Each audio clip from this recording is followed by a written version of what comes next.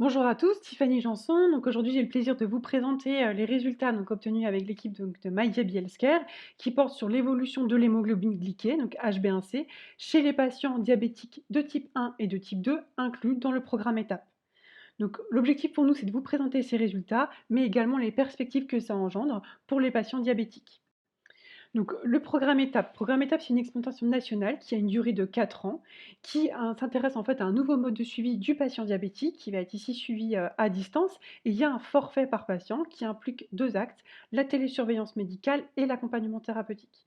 Donc la télésurveillance médicale permet en fait, implique en fait d'avoir chaque semaine une surveillance des alertes, donc alertes qui ont été paramétrées par les équipes soignantes et qui concernent la glycémie des patients.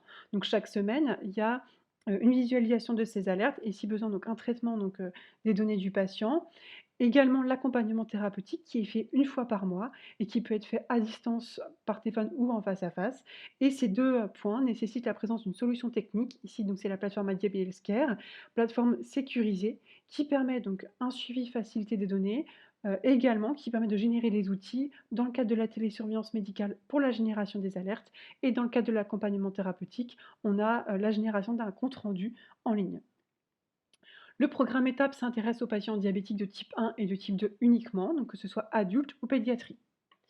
Alors, MyDiabetes c'est une plateforme qui a été fondée en avril 2015, qui permet donc de suivre les patients de type 1 et de type 2 dans le cadre d'étapes ou hors étapes, mais également du diabète gestationnel.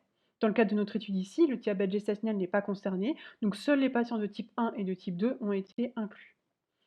Sur MyDiaby, on peut donc suivre les données des patients, mais on peut également ajouter des données cliniques, notamment les données d'HbA1c. Donc ici, ça a été le cas, les données d'HbA1c ont été ajoutées et ensuite il y a eu une extraction et une analyse de ces données par l'équipe MyDiaby. L'objectif pour nous, c'est de répondre à la question suivante: quel est l'impact du programme étape sur l'équilibre glycémique des patients? Donc pour ce faire, on a étudié l'hémoglobine glyquée, donc l'HbA1c, lors de l'inclusion des patients dans le programme étape, mais également tout au long des mois de suivi. Donc la plateforme MyDB Healthcare, on a 2 points pour représenter un peu cette plateforme. Premièrement, donc le côté patient, on a une application MyDiaby qui se télécharge, donc sur tout type de téléphone et sur laquelle le patient peut saisir ses données, donc soit manuellement, soit en connectant ses dispositifs, donc que ce soit lecteur, capteur et pompe, ils peuvent être connectés puisque MyDiaby est interopérable, donc c'est-à-dire qu'on a donc ce souhait de connecter le maximum de dispositifs utilisés par les patients. Toutes les données après donc mises côté patient vont être visualisées par l'équipe soignante sur la plateforme à laquelle ils ont accès, donc une plateforme qui est accessible en ligne, donc sur laquelle ils vont se connecter pour avoir accès aux données des patients et ainsi suivre les évolutions notamment de la glycémie, mais également de pouvoir, évaluer l'insuline également en même temps et adapter le traitement si besoin. Donc sur MyDiaby, ici on a l'exemple d'un dossier patient, donc on peut voir la superposition par exemple des courbes de glycémie et d'insuline. Donc le patient, dans le cadre de notre étude, a été inclus sur MyDiaby. Ensuite, dans un second temps, il a été inclus dans le programme étape, plus précisément. Donc on peut voir l'onglet étape tout en dessous à gauche, qui permet au médecin d'inclure son patient dans étape. Ensuite, le suivi est effectué par les équipes médicales et paramédicales. Et tout au long de ce suivi, on peut venir donc ajouter les données d'HbA1c. Donc on a l'onglet données cliniques qu'on peut voir au-dessus et qui permet donc à l'équipe de venir ajouter les données d'HbA1c lors de l'inclusion du patient et au long de son suivi. Donc que ce soit l'inclusion, le suivi du patient et l'inclusion et l'ajout des données d'HbA1c, tout a été fait sur la plateforme MyDiaby Healthcare. Donc concernant les critères d'éligibilité des patients qui ont été inclus dans l'étude, bien, ils reprennent les critères du cahier des charges étapes qui ont été définis par le ministère de la Santé. Donc on a ces critères qui sont à distinguer selon les patients de type 1 et les patients de type 2. Dans le cas des patients de type 1, ils peuvent être inclus donc soit lors de la découverte du diabète, soit avec une HbA1c qui doit être supérieure ou égale à 8,5% pour la pédiatrie et 8% pour les diabètes de type 1 adultes. Pour les diabètes de type 2, 3 critères sont à respecter: un diabète qui est dépisté depuis au moins 1 an, des patients sous insuline et une HbA1c supérieure ou égale à 9%.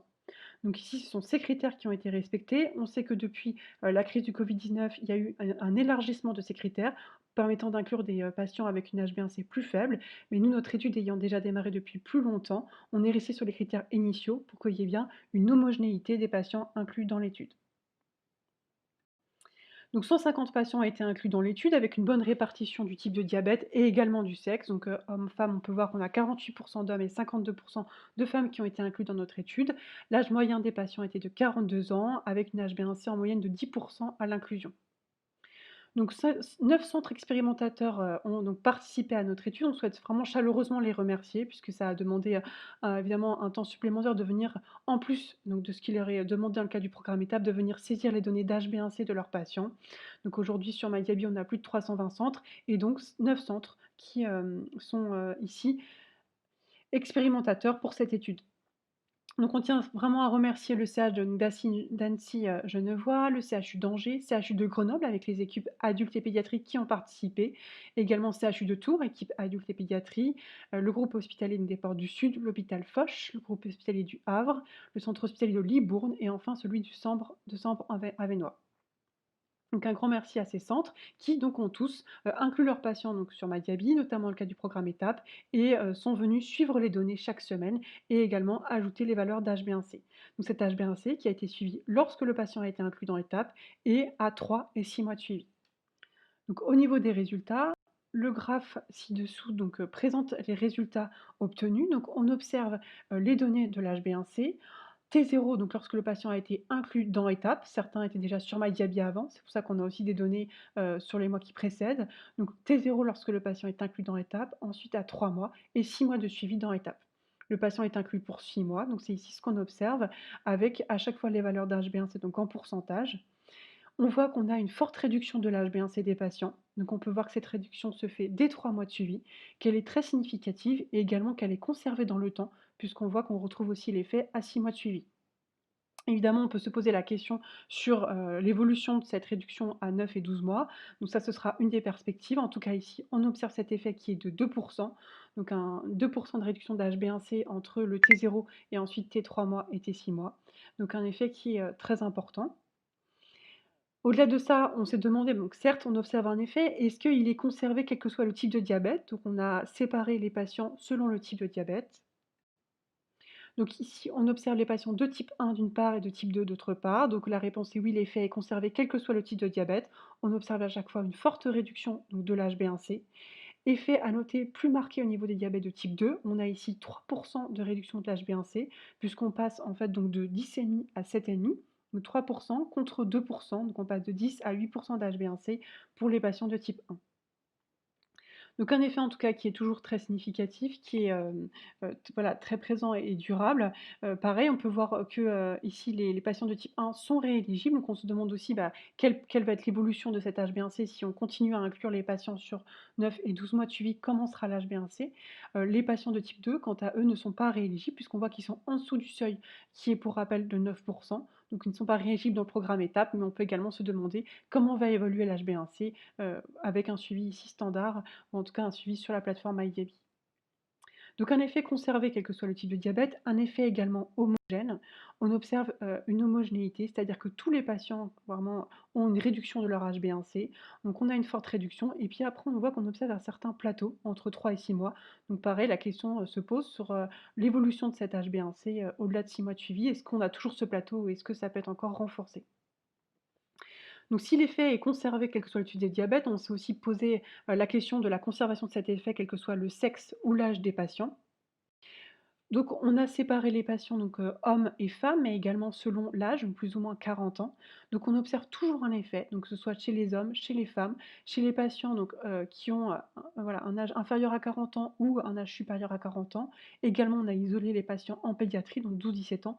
On observe toujours un effet. Donc ça, c'est vraiment la conclusion de cette étude, c'est quel que soit le sexe, l'âge, le type de diabète, l'effet est conservé et l'effet est toujours très significatif et important avec une réduction de 2 à 3 de l'HbA1c lors de l'inclusion du programme étape. Donc donc notre étude confirme vraiment, l'intérêt, du programme étape sur, l'équilibre glycémique des patients. Donc, il y a un intérêt à réaliser un suivi régulier des patients, à distance.